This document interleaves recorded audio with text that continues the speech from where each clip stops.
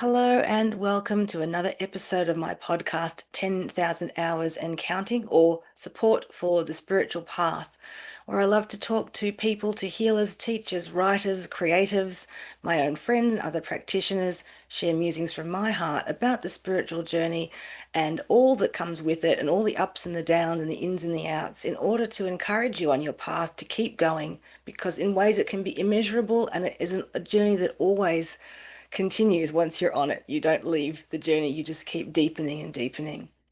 So today I'm here with across the globe, Deborah Weed. Now, she is a creative, she's an author, she illustrates her own books for children and adults alike.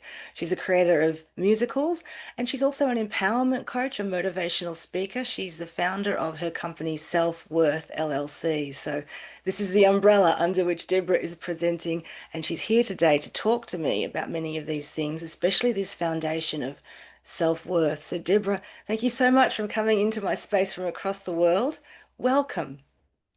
Thank you, Laura. And you have given me such a heartfelt welcome. It feels like a virtual hug, and I'm sending it back to you. I'm so excited to be here.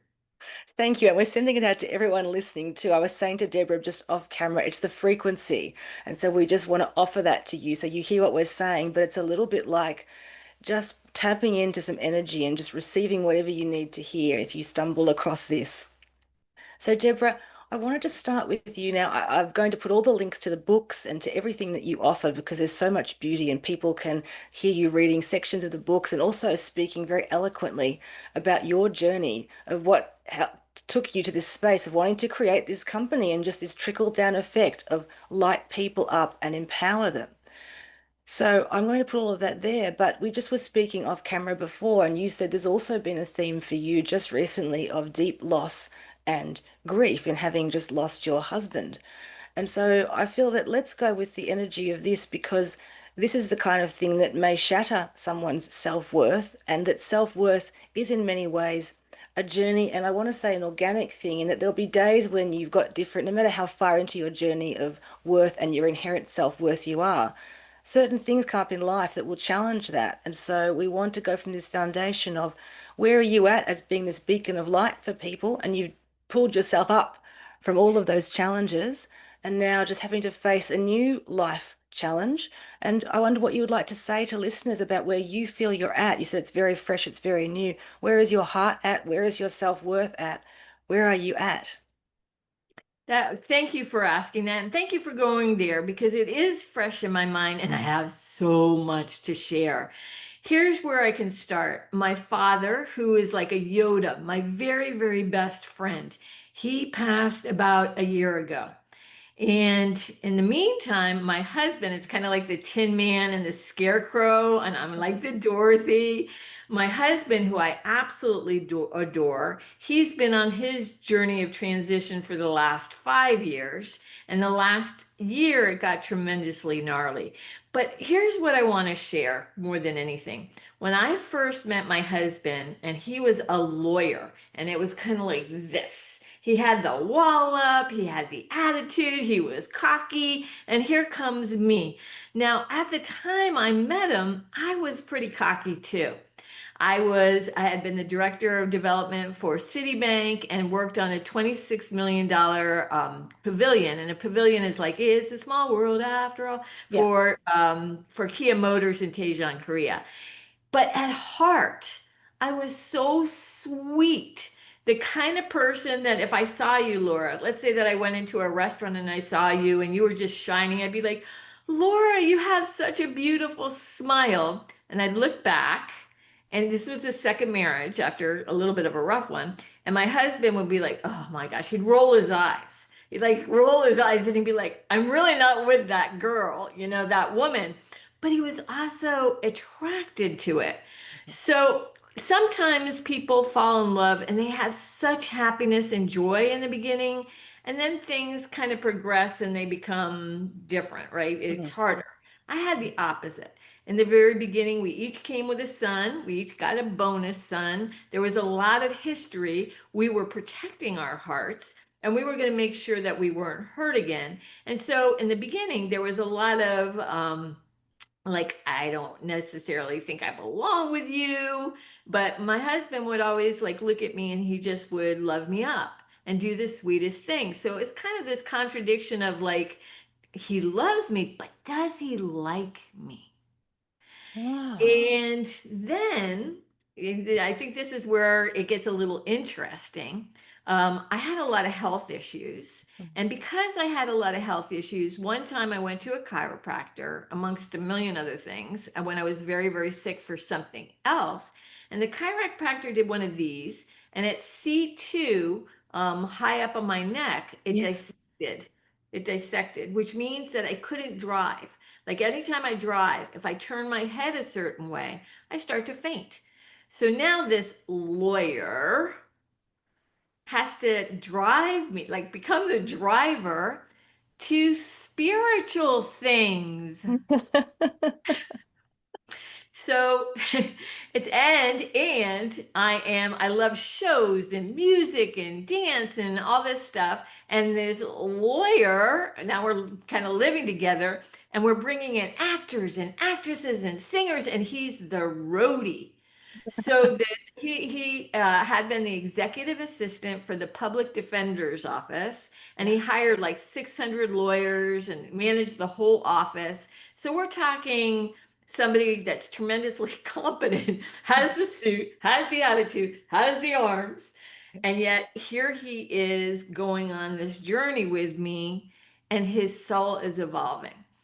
Something that I really want to share to people. I mean, with all of my heart, and I'm so glad you started here instead of going the other way, because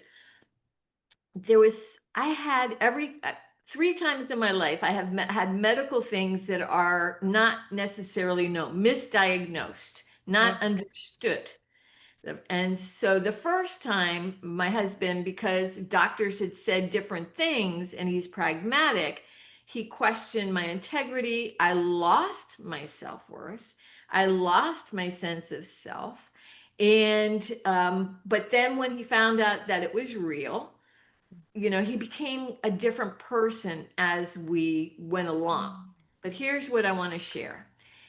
The third time, which is about 5 years ago, I mean, like, and my biggest fear, and I'm sure some of your listeners, is when we have something that goes wrong, we feel like a burden. mhm, Talk about self worth, we have none. mhm. So, this man who had been a lawyer, who had been a driver, who had been a roadie, and is like going on this spiritual thing, he's becoming more spiritual than me. He's like going farther, and I can share a little bit more if you'd like to hear about that. But I come to him in tears, and I'm like, but sweetheart, I don't want to be a burden.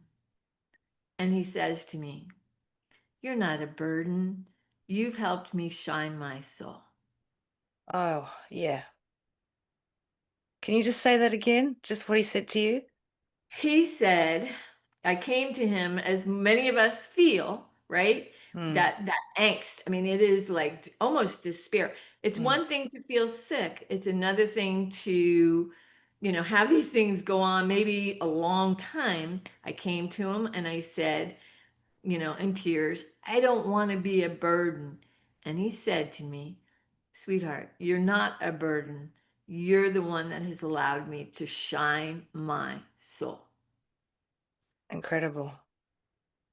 That's really powerful that you brought that through, and I believe that's the guiding hand of whatever you want to call spirit, God, the angels, for you to speak now here, because you've also talked about the frequency of your journey with self-doubt and feeling sorry and feeling just totally bereft, and also actually having physical things that changed your life. You in your struggle were actually able to help your husband, as you said, switch on his light. I do want to ask you a little bit more about that extra spirituality you just said, but this is the thing, this is the nub for us all to understand that we are an interconnected ecosystem of humanity. So, in the eyes of, if you want to say God, spirit, source, we all have inherent value and it cannot be taken from us by external forces. But our human challenge is external forces coming at me, things happening to me. I feel like nothing. And so it's almost like the courage of you saying you felt that you were a burden. And this is what I have learned and I see with clients. When we can name like the greatest shame, often you get quite a healing response from someone else because you've actually gone straight to the core and you've admitted that.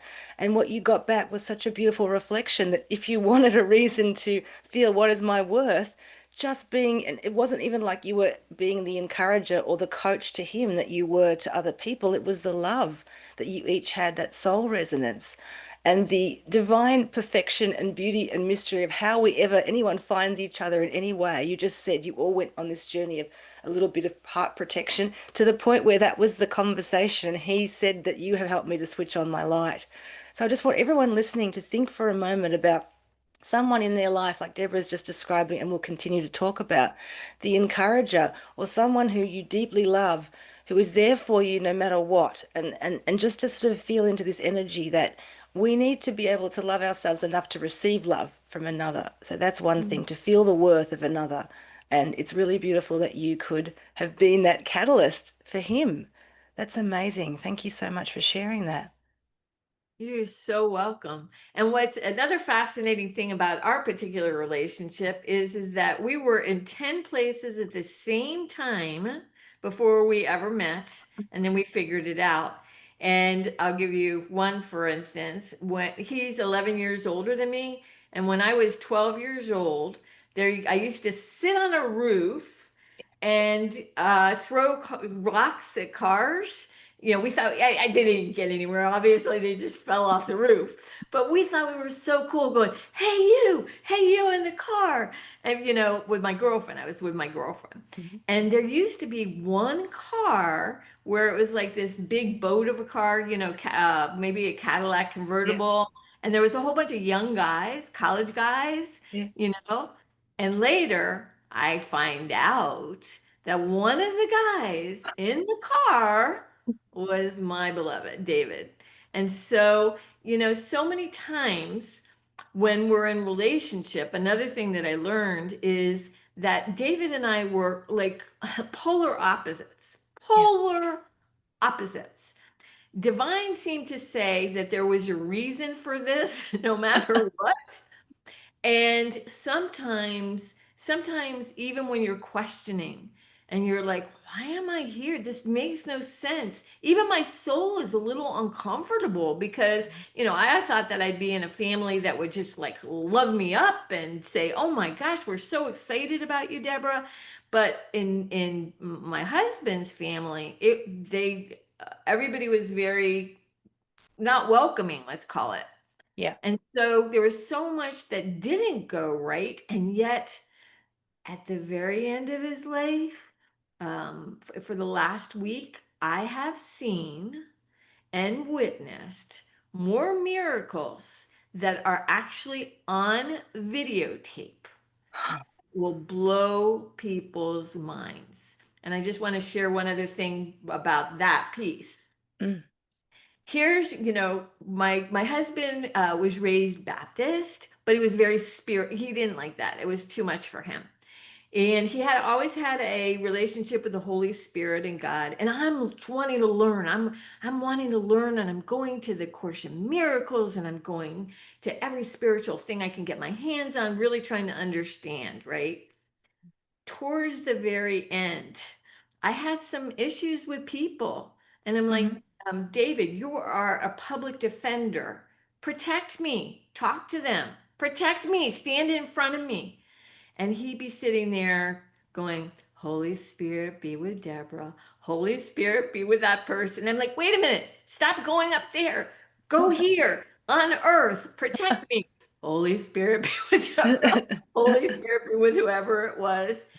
And in the end, Laura, in the end, the Holy Spirit, or whatever you want to believe, Mm. it to be angels or whatever, you know, whatever your concept of that, it showed up in the most and every single day, I get a miracle that is beyond belief. And I truly believe it's because in the end, he was so connected that he wants me to now share with other people that love is so profound that it can go beyond the life death barrier. And what you said about at the beginning, where even your soul was feeling, didn't want to embrace it, you weren't sure. And now you're saying, looking back retrospectively, how beautiful it is. What would you say was within you that kept on leaning in to David and the relationship despite anything, instead of thinking, oh no, I need something else? Because you were meant to, we understand this is the perfection. It's like that divine chessboard.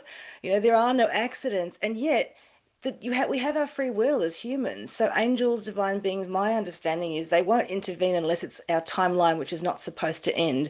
They will help with that, but they let you have your free will and whatever you're ready for. So can you, thinking back, do you know what it was within you? Was it love? Was it a spark that just said, regardless of all this dross, I don't know, I'm taking these steps towards this person every day. I'm choosing us and I'm choosing this relationship. Well, I have to admit that I was kicking and in the beginning, because when I had my first health issue and I got misdiagnosed for 3 years, him being okay, let me just pull back for a second. So I did, when I was in my 30s, what took me down was that I was misdiagnosed and in bed for 3 years in horrific pain. I would go to one doctor, and the doctor would say, you have MS. It was a MS specialist. He said, it's in your brainstem. And when you die, that's when we'll be able to figure it out. And he said, because on C4, he was explaining it to David and I. Mm.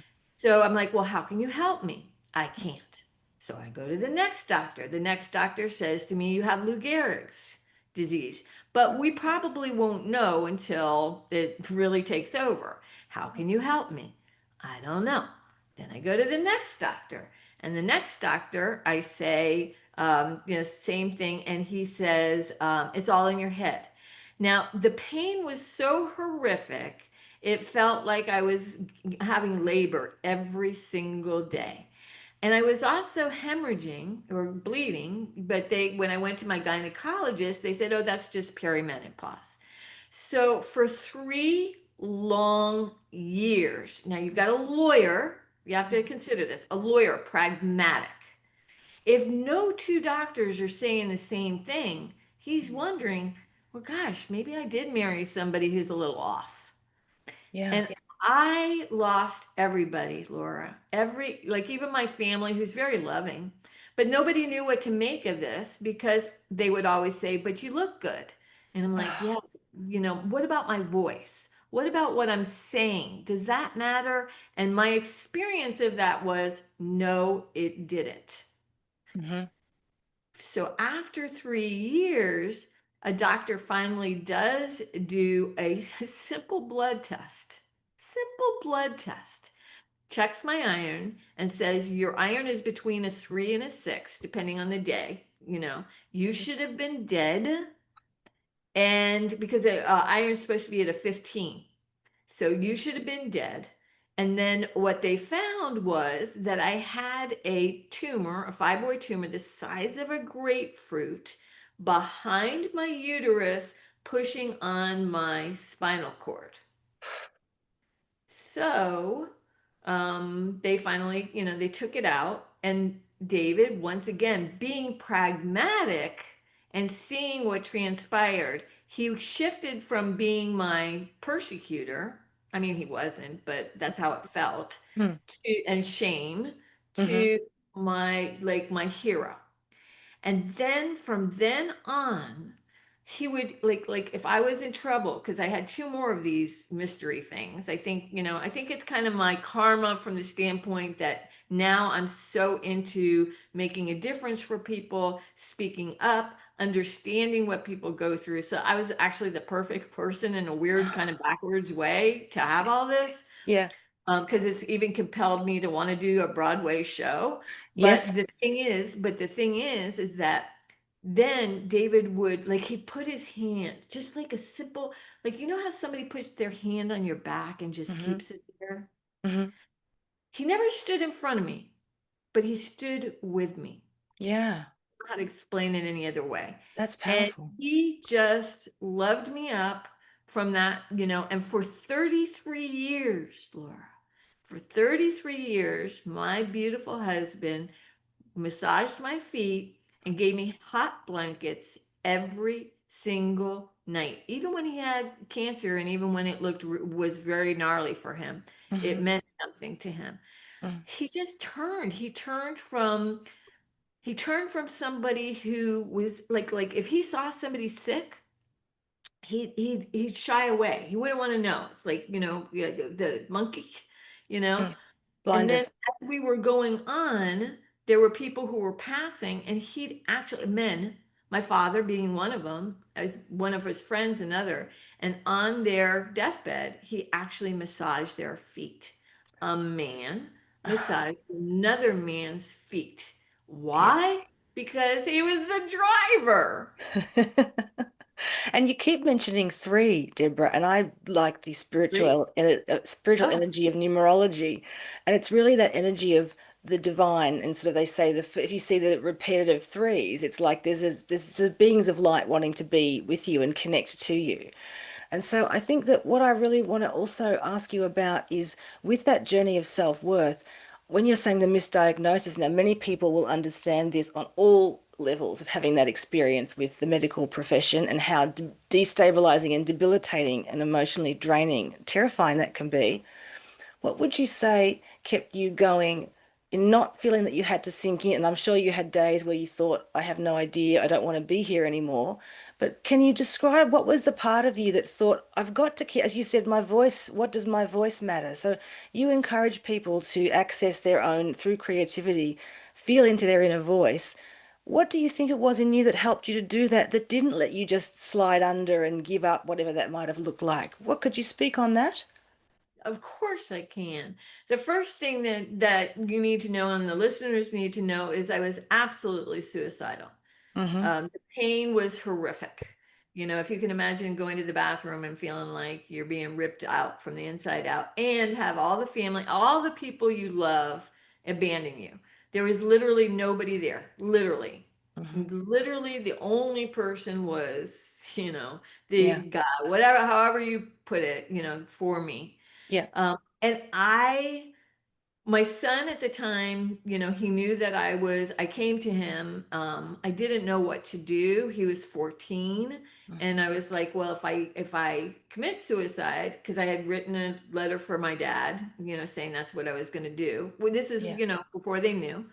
And I thought, oh my God, if I do it, then he'll maybe think it was him. But I did go to him and he said, please, please, just stay until, I want you to see my grandchildren. I don't care if you're in a coma. I don't care where you are. Now, to this day, it's traumatized him and he still has, that needs to be mended with us because Mm, it was very traumatic from his standpoint. mm, But at the time, I thought I was doing the right thing. I didn't know what else to do because, everybody was telling me it's, mm, whatever. And what I knew that I had truth. This is where I learned a lot about self-worth. Self-esteem and self-worth are different. yes. Self-esteem, self-esteem is I did Citibank. I was worked on a $26 million pavilion. Wow, look, we're having a great podcast. My self-esteem is great right now. But if you're not doing anything, you didn't hit the baseball with a big run and you haven't done, you're in bed, not Yeah. even able to move, the self-esteem, unless you really, unless you're doing something in bed, but I couldn't even do that, Mm, self-esteem plummets. yeah. Self-worth is what we say, what we determine. Mm. So I had to dig so deep, and it was literally a penny that saved my life. Now, this is interesting, and I do want you to talk about that a little bit too. So, just for the listeners too, the idea that what Deborah is saying, and I want to flag that it's like the psychology of self-esteem, but the spiritual energy of self-worth. So, if you want to listen while you're thinking about that in your own life, that's right, because it's not about achievement or who we are in the world or what we do for others or even what we do for loved ones. It's the inherent value of our soul and our existence here on the planet. And that is what can never be taken from us. And yet there can be really deep, dark times. So we are not what we do. We are the many multifaceted, but we need to dig deep within. So you're digging deep. had a lucky penny at the end of it. Can you explain that? Yes. When you're in bed and you can't do anything, you hear a lot of stuff. Mm. So one day, and I don't even know where or how, but I learned that a 1943 pure copper penny could be worth $1 million. Well, actually, it was 250 at the time, but now it's $1 million. And I was like, wait, wait, wait, wait, wait, wait. A penny, Hmm. something that's worthless, can be worth that much money. And then I look into it further because yeah, I had done productions my whole life ever since I was 16. So the creative ideas were still within me. Yeah. And I was looking into it, and it's like the reason that the penny was so valuable is because 15 of them had a mistake. Yes. And the mistake was that usually in a penny they put a steel center, like a Yep. belly, and then they put the copper on the top. But because they needed the steel for the war, Mm. 15 of them got away. And that's what made them so valuable. And I'm like, wait a minute. Okay, so couple things. I wouldn't maybe pick up a penny because I think it's worthless, and a lot of people wouldn't unless they go, "Oh my God, that's a lucky penny. I'm going to pick it up." Yeah. And this penny is valuable because it's a mistake. And honest to goodness, I felt like a mistake. When you're talking to people you love and they're telling you, reflecting back to you that what you're saying means nothing, Mm. it's like, talk about a mistake. It's like, whoa. Mm. So I promised myself, along with spirit, maybe, I'm sure spirit, the inspiration just dropped in. And I said, if I ever get out of this, the first thing I'm going to do is I'm going to start the self worth initiative, and I am going to do a production about this penny. But here's the storyline. The storyline is there's two pennies at an auction, and there's Alistair, who's perfect. He's never been touched, and he knows how much he's worth. And then there's Henry, and Henry's been on the street. He's been somebody's lucky penny. He's been in the garbage can. In a washing machine on a roller coaster ride, and they're both going to find out how much they're worth and why. And what happens is with Alistair, he gets sold for so much money, and he ends up in a beautiful silver box, never to come out again. Lucky him. And then there's Henry. And Henry is purchased by a grandfather who brings it to his grandson, Tommy. And Tommy's like, oh my gosh, this must be worth $1 million. And Grandpa's like, well, why are you saying that, Tommy? He says, because it was born the same year as you. The love. Right. Love. So I was trying to, even in the midst of tremendous crisis, even in the midst of wanting to die, just to get out of the pain, not because I Mhm. really wanted to die, and then shame. I had tremendous shame. Mm. Um, because remember, for a long time, I didn't know what was wrong. So I'm questioning yeah, if everybody's questioning you, you question your own integrity. Mm. Finally, when the doctor figured out that it was a tumor, that my iron had been a 3 to a 5, I got, a hysterectomy. And you know what I did? I started the Self Worth Initiative, wrote the book, The Luckiest Penny, created it and put it into a musical. And we performed it in Miami and New York for thousands of families. And the best part about it, Laura, was not the show. The best part it was the kids got to have a talk back afterwards with me. I mean, even though the songs were fun and dynamic, and they were, it's like, well, which one is more valuable, Alistair or Henry? And you would hear a 6-year-old say, well, of course, it's Alistair. Alistair has all the money, all the money. And I'm like, okay. And so if you got to stay in your room for the rest of your life and you had all the toys you want, that would make you happy? And the little girl, no, no, no, no. It was Henry. Look, Henry had the adventures and the love. And to hear, like, one of the questions would be like, and what makes you lucky? And one little boy comes up. He must have been like 5 or 4, and he says that I don't live in the forest. you don't live in the forest, you're a lucky boy. So hearing their honest appraisal, teaching them self-worth in a way that a child can understand, watching the parents cry and the teachers cry behind me was a one of a kind experience that came from trauma and the whole journey that I had on that one. Every single time, there's always been a creative shift. And now the thing about you too is this is what you want your message to reach everyone. So you have several children's books as well as a book for adults, and you say that it can be from like age 3 to 103 because it's Right. the inspiration of all generations. It's the seed within. So you want to reach everyone at whatever level they're capable of receiving. And your story about the pennies reminds me of that story. It's a Sufism story about the cracked pot. So it's about the beauty, the value that comes in what we think of as our scars or our unworthiness. And essentially, that was that the cracked pot was able to water the flowers all the way to the master's table each and every day. And the perfect pot sat there looking perfect. But the energy of the crackpot that didn't believe in itself, it was able to feel that the things that it didn't believe in actually gave life and nourishment to something else. And so I feel that we do need to see as humans and having a spiritual journey, soul and human, that it is often the scars, it's our pain and our scars that when we can transform those into wisdom and learning, that is the most beautiful thing about us. And yet it's so hard for us to accept that when we're in the pain of it. But from what you've said about that energy, I'm sure people could understand feeling that even you start to feel you're not sure who you really are because of what the world is saying to you. And yet, that spark of God or spark of divine within you, the fact that you said you had suicidal thoughts because of the pain, it's also really wonderful that we can be honest and say that often there can be that feeling of it's something that if you can claim it and really feel in the darkness, do you know what I mean? In a way, you can walk Yeah. through that. And everybody would have times in different ways of feeling they want to give up. But still being here now today and having experienced the love, the all the miracles that you've just talked about, would you say that you just believe it is just would it be, your courage that kept you going? Because something still kept you going. Do you know what I mean? People can be swept under by their own lives and just go into a holding pattern, even if they're still here. But you wanted to come through. You made your promise to God of what you would like to share from your heart.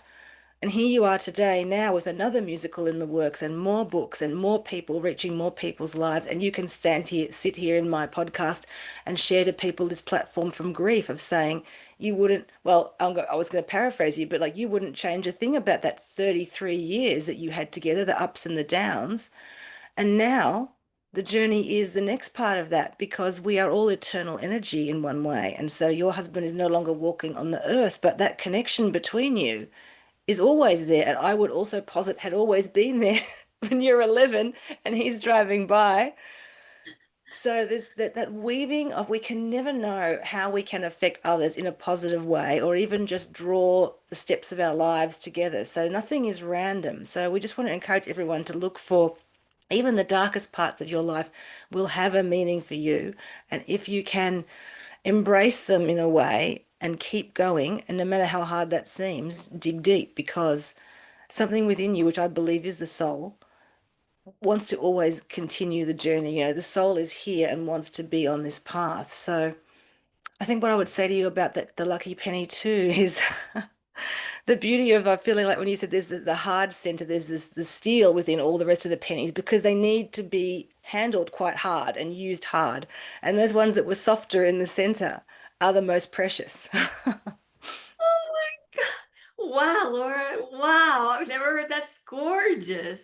And so you asked me about what kept, it wasn't courage. Definitely not courage. Okay. You know what? I've never been asked that question and I'm speechless. I don't even know the answer. I guess when my son said, hang in there, and maybe, okay, maybe my dad, he said to me, oh, this one might make me cry. I haven't really cried, even though my husband's been gone, but this one might get to me. I think my dad was not spiritual at all.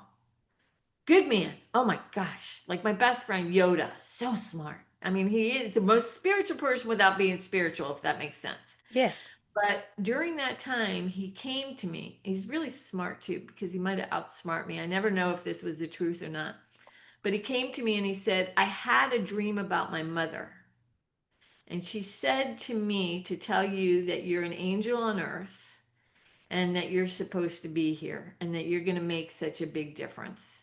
And I remember, and I have goosebumps all over my body right now because I've never really thought about it too many, maybe a couple of times, but Yeah. not lately.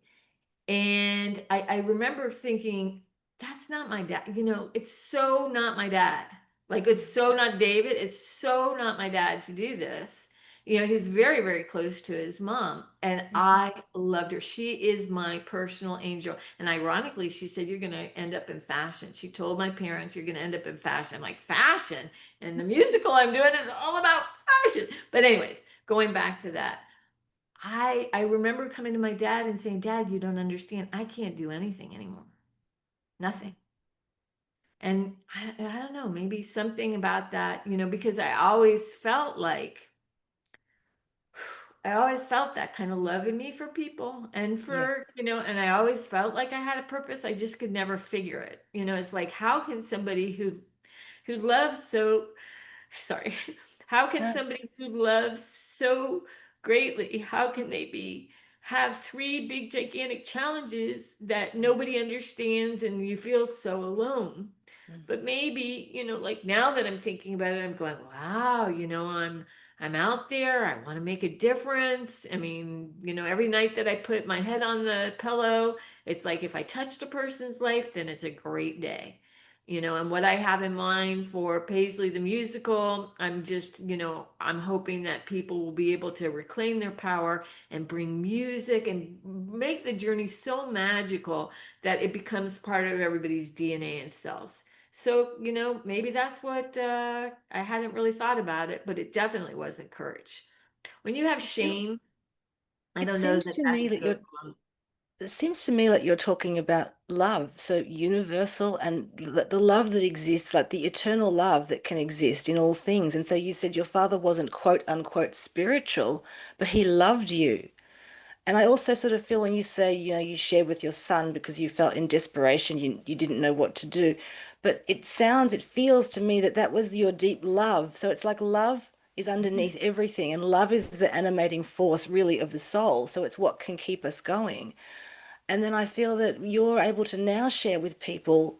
It's like all of these big things that you've been through that you don't know, you just walk the path. Now you can even share with your husband, having left the planet out of his physicality, that love can transcend all. And love was able to transcend, your eventually, I would say, like divine spirit timing of you had to understand what was going on in the body, but you had to be stronger than everything, and yet the softest thing is love, that all you have left is just the love inside you, and that was reflected back to you by people around you, and that's kind of what can save you even in the face of, I suppose, total and utter devastation. There's still that seed, and you are, I guess, willing to always show up for it. There's some part of you, and I guess I call that courage. There's some part of you that must have connected to love or love of yourself, even not wanting the physical pain, that you felt love so deeply. And you had experienced that with your grandmother, with your father, for your son, for your husband. So there's something for us all to think about, that no matter what, I'm sure we can all think of time when love has touched our heart, even if it's with a non-human, if it's a being, it's an animal, but love will touch our hearts and can quite often be that, I want to say, like that hand held out to you if you're in a hole, the energy of love, the ability to connect with love to another being. Yes. And something so interesting transpired.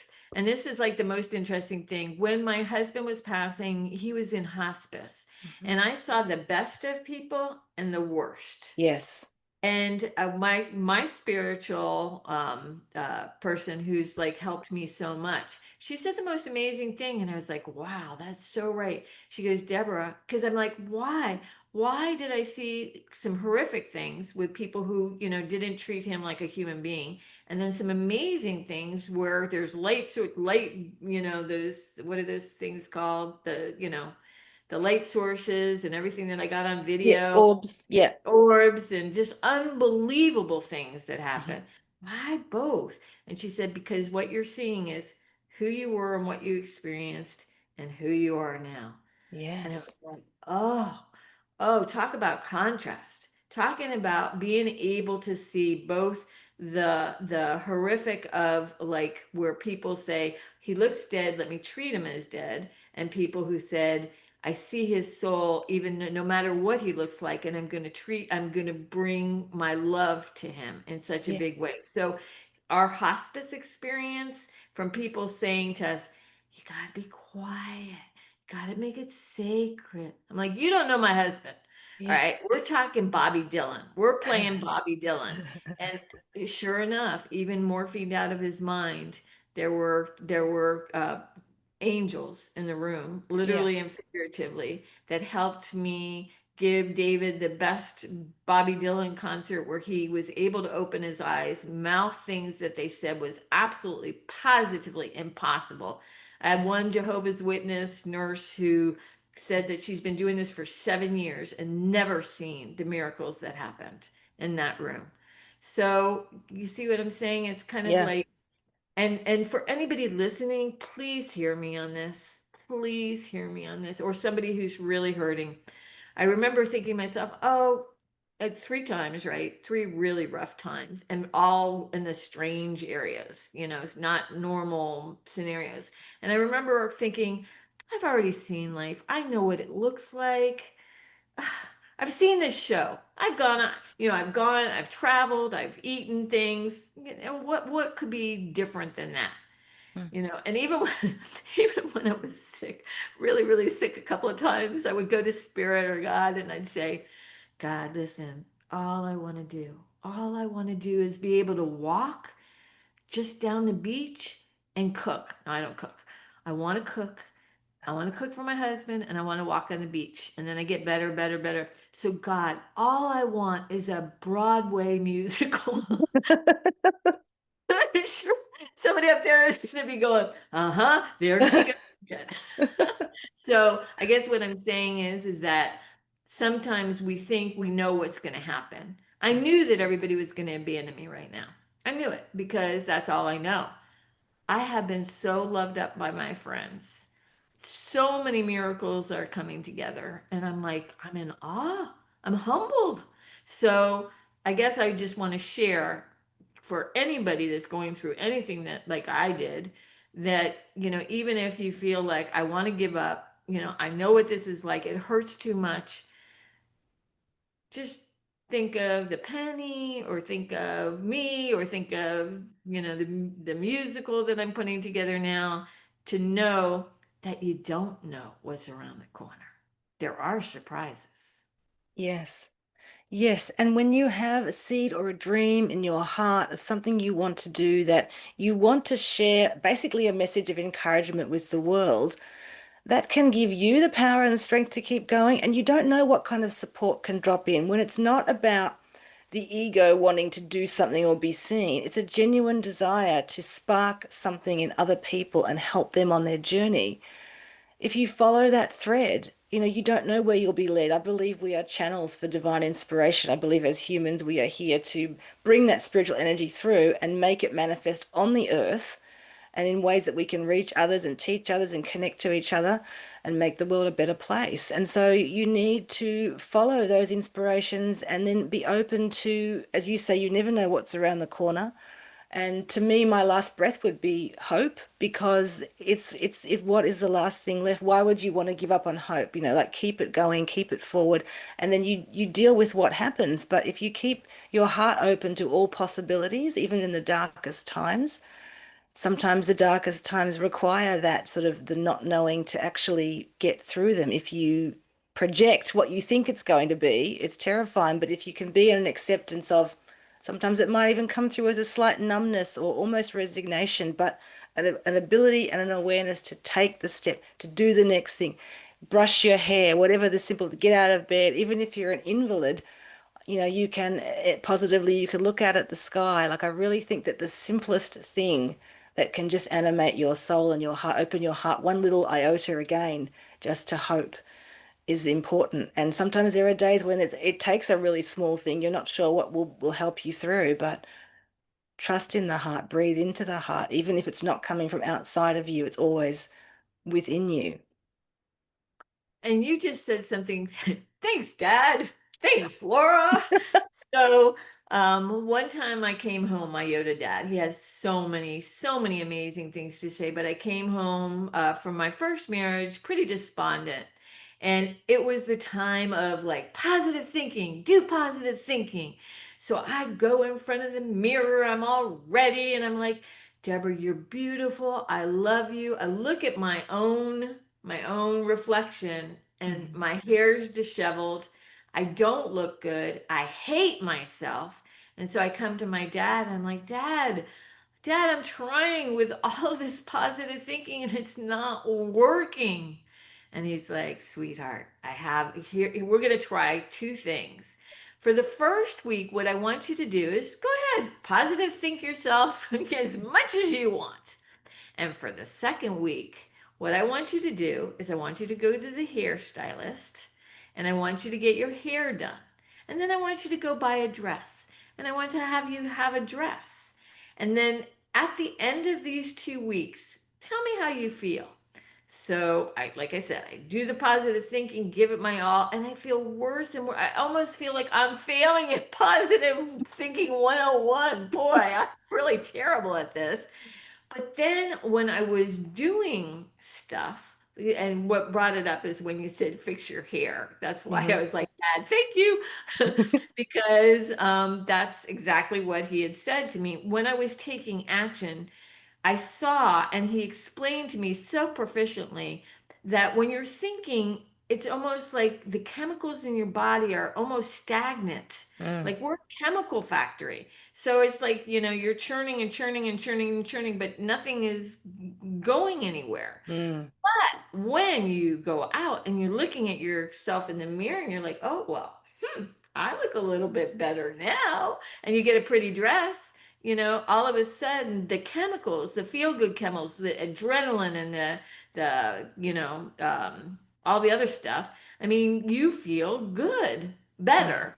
mhm. And I mean, he just gave me so many of those tidbits. But like I said, when you said to fix your hair, I'm like, exactly. And it's those practical things, it's some of those small actions that I believe in a way is that divine masculine energy, which we all have within us, feminine and masculine. And you're right, you cannot just use your mind. You cannot just think things or even try to spiritually think positive energy. Sometimes the positive energy is getting up and just doing something small and moving. What you said, stagnation. I love that you brought that up. So we cannot apply just our mind to anything. We need to have that energy of conducting the mind through the body, and sometimes taking action is the best way to clear, whatever's going on, the pain or the grief. But as I say, if you were bedridden for a reason, sometimes the action would be instead of looking at the wall because you're in pain and everything just feels awful, turn your head and look out at the blue sky for a moment. It's that double thing of spirit and matter together, and we are both those things. I love the way that you're putting exclamation marks all over this stuff. That's so exciting. Laura, you really, I know that you're a healer and a channel in so many ways, but boy, you really are taking this message very deep today. Well, it's your willingness to show up. And as you, before we started on camera, saying about what's just happened for you with your husband, we started talking about that idea of grief. And all I can feel energetically from you is that wish to just empower other people and bring, beauty and joy is the other thing, because we are here to experience that and express that in whatever way is meaningful to us. So I think it's a really wonderful thing that you have this platform that can continue to expand and that you've built it actually off your own experiences with pain. But being such a creative person already, the thread of creativity runs through you so strongly that I guess there's always something that's going to be wanting to come out and be created through you and into the world. And you are able to follow that now. Yeah, and every time I get the 2x4 over the head, it seems like it's getting bigger and bigger and bigger and bigger. Like I have such a vision for Paisley the Musical, and it's so interesting because it started out as a children's book, Hmm. Paisley's Last Quill, Hmm. and the parents and the little girls loved it. And the mothers were like, but what about us? And that was from a physical thing. And then 5 years ago, I had another physical thing. And it's really interesting because if that happens to you enough, it's like Broadway's nothing. Even if you don't Yeah. have a budget. It's Yeah. almost it's almost as if two things can happen when you're knocked down really hard. Number one, you never get up, because my dad shared with me that disappointment is the worst quasi emotion that you could ever have, because Yes. because you get so excited about something, and then once again, chemical factory, and when it doesn't work out, you hit the wall. The endorphins and the adrenaline and everything goes from your body, but then you try again, Mhm. and then you get disappointed, and all those feel good chemicals leave your body again, Mhm. and you remember it, and you never want to try again, Yes. because it's the fall of the chemicals that hurts so much. People think Yes. failure. It's not. It's like a chemical reaction in your body that takes you down. And Mm. and he explained to me that he's seen so many people flatline after disappointment over and over again.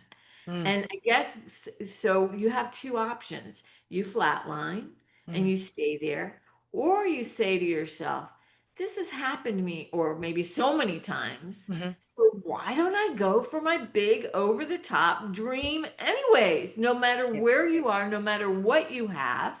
Yeah. Because there's nothing really to lose after you feel like you've lost everything, if that makes any kind of sense. Yeah. And when you're putting your focus too into something that you love, it's taking off the ultimate of where will it end up. But it's that energy of creativity and it's that spark. So if you have a plan, you want to do something, you want to create something, it's like when a writer shows up, and maybe, well, you will know, being a writer, sometimes you might be, you've scheduled a day to write, and maybe there's a blank page in front of you, but you turn up with the energy of, I'm a writer. Like, you commit to the project. You don't know where it's going to go. I would say to people, even if your art piece, your book, you don't know if it'll ever be shown to anybody, it's still your soul expressing itself. And that would surely have to give you hope of bringing your voice out into the world, even just in front into your laptop or onto a canvas in front of you. It's still self-expression. And you talked about the power of self-expression as a way to self-worth. And I think if people can see, they're listening to you and your story of how beautiful and how big these thresholds now are and these creations, but they all started as something small within your heart. And so we need to understand that we all have something to say, something of value. Our life has meaning, and we need to find that for ourselves. And that is an ongoing journey. So if we can look to people like you and inspiration and say, well, look at what Deborah has done, and believe that if even if you're not going to do something at the same level that you have done, if a person isn't going to, it still has value and worth that could touch someone if they told their friend. I think that we forget the small things in this world. We're so used to, especially now, we can see comparison everywhere of what everybody is doing all of the time. And we tend to maybe think, well, what have I got to say? It's all been done before. What would be the point in me writing another inspirational story? But that's just the temptation, as you said, the disappointment. It's the chemicals of the brain that say, don't try. Why would you want to try that again? Why would you risk anything? And yet we have the brain chemistry and we have the soul frequency. We are frequency as well. And the soul always says, keep going, keep opening to life, and keep trusting that there is an unfolding path. So it's quite an interesting path we have to walk as human spirit. But I love that you have that message too of never giving up no matter what comes at you, continuing to go forward with love in your heart. And yes, and I got goosebumps all over my body when you were saying that. You hit, I mean, that was like perfectly, put in such a wonderful way. But remember, even if you're on the, let's call it, you feel like you're on the dark side, Yep. where somebody's doing everything for you, Yep. the driver, they're driving you here and there, and you're feeling a little bit like you're worthless. Possibly, just maybe, your mission in this world is to polish their soul so that they can become the magnificence that they were born to be, too. It's that interconnectedness of all of us. And again, it is that power of love.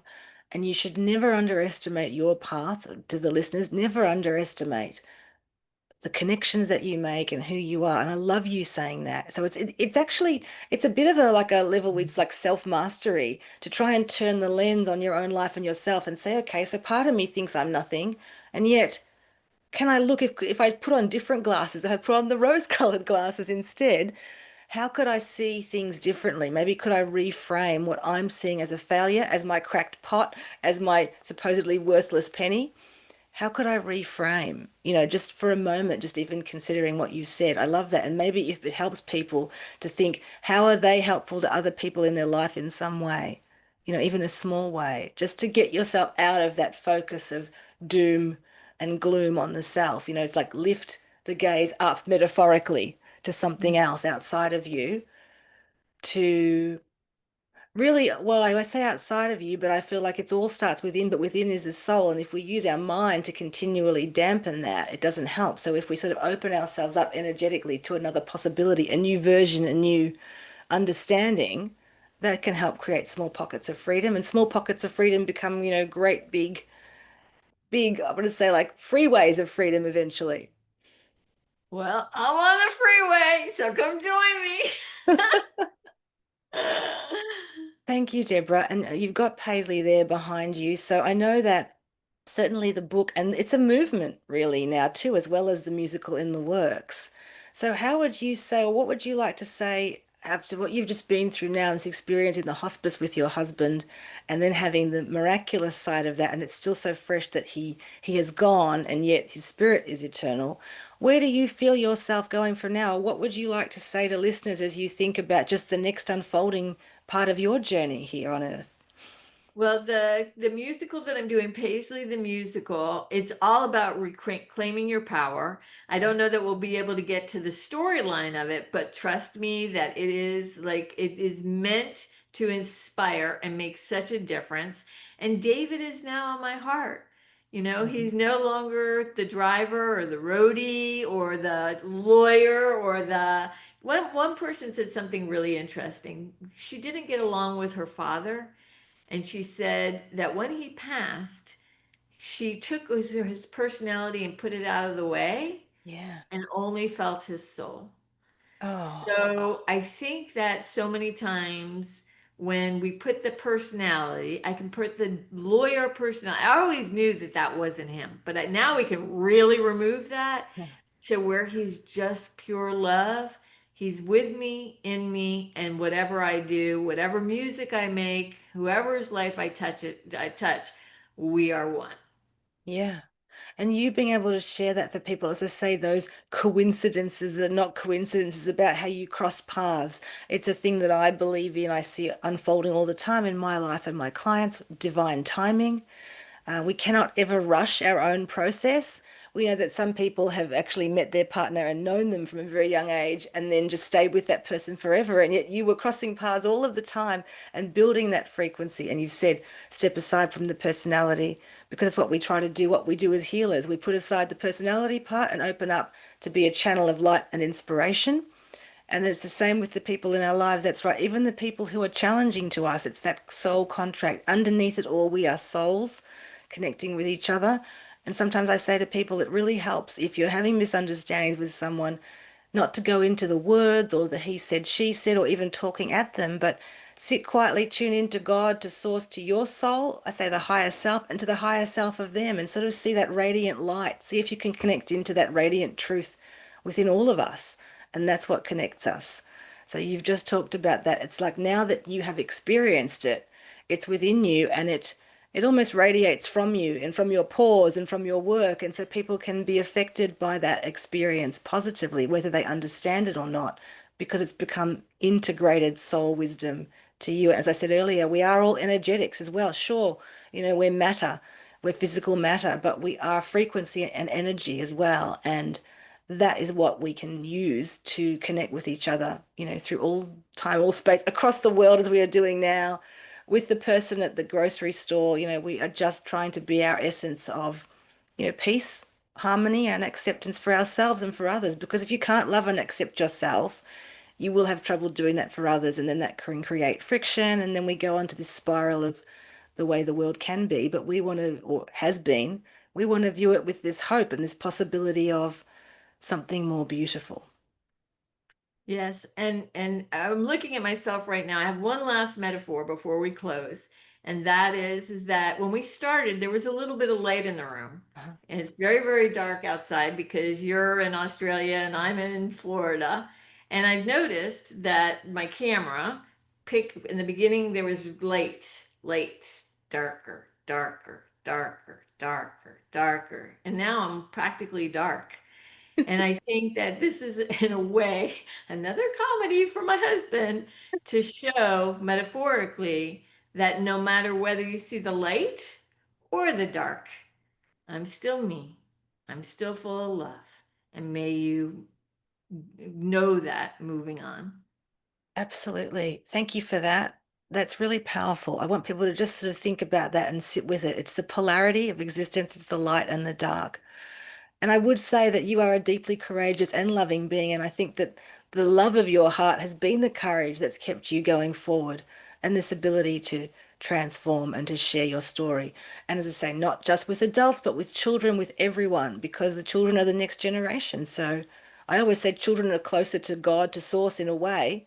They can be open to intuitive things that maybe adults have shut down on. And so giving children nourishment and stories that can be explained to them, emotional, like spiritual energy in a way that they understand, sparks something in them. So thank you for being one of those encouragers, those light instigators in the world, and especially to, yeah, to reach children and parents. It's beautiful. Thank you, Laura.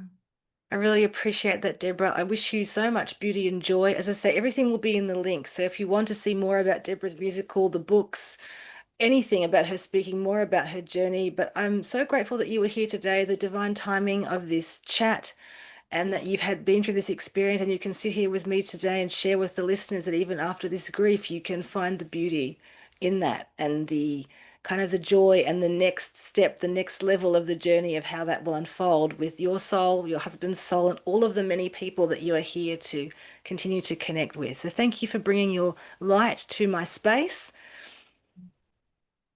And thank you so much for being like a spiritual exclamation point. It really, really helped drive the message home. I so appreciate our conversation. And also for your vulnerability in bringing through those stories and feeling the energy of your father. I think it's beautiful for people to understand, and most people who would listen to this would be open to that, that signs from spirit, from those we have lost in the physical body now, can be with us forever. And so if you're feeling down, as well as just praying to God or your higher self, you can ask your, spiritual team of the ancestors, the support team to be there with you and find those signs of encouragement. It's finding the smallest thing to help you keep going and so that the bigger things can drop in. But sometimes all we have is the smallest thing in front of us. Thank you, listeners. Once again, I hope anything that you've heard today may be inspiring and empowering to you. And please have a look at Deborah and all of the beauty she brings. Have a look in the chat notes. Deborah, again, thank you from my heart to yours for all that you have brought here. And I wish you much beauty on the rest of your journey, helping others, inspiring, uplifting, and empowering them through creativity and through beauty. Thank you. Bye, everyone. Till next time.